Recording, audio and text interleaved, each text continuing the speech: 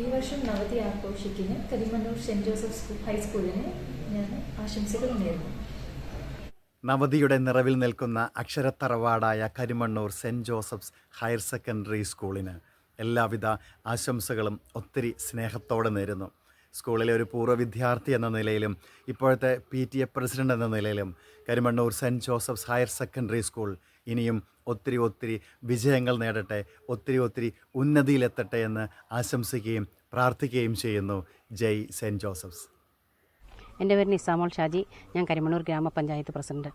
നവതി ആഘോഷിക്കുന്ന എൻ്റെ പൂർവ്വ വിദ്യാലയമായ സെൻറ്റ് ജോസഫ് ഹയർ സെക്കൻഡറി സ്കൂളിന് എൻ്റെ എല്ലാവിധ ആശംസകളും നേരുന്നു.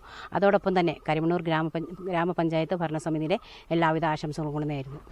നവതി ആഘോഷിക്കുന്ന കരിമണ്ണൂർ സെൻറ്റ് ജോസഫ് സ്കൂളിന് കരിമണ്ണൂർ പോലീസ് സ്റ്റേഷൻ്റെ എല്ലാവിധ ഭാവുകങ്ങളും. ഞാൻ ജി സലക്സ്, അധ്യാപക പ്രതിനിധിയാണ്. അനേകായിരങ്ങൾക്ക് അക്ഷര വെളിച്ചം പകർന്നു നൽകിക്കൊണ്ട് നവതിയുടെ നിറവിൽ എത്തിച്ചേർന്ന് നിൽക്കുന്ന കരിമണ്ണൂർ സ്കൂളിന് അധ്യാപകരുടെ എല്ലാ ആശംസകളും നേരുന്നു. എൻ്റെ പേര് ജോസ്മി സോജൻ. ഞാൻ ഈ സ്കൂളിൻ്റെ MBTA പ്രസിഡന്റായിട്ട് 2 വർഷക്കാലമായി. അതിലുപരി ഞാൻ ഈ സ്കൂളിൻ്റെ പൂർവ്വ വിദ്യാർത്ഥിയാണ്.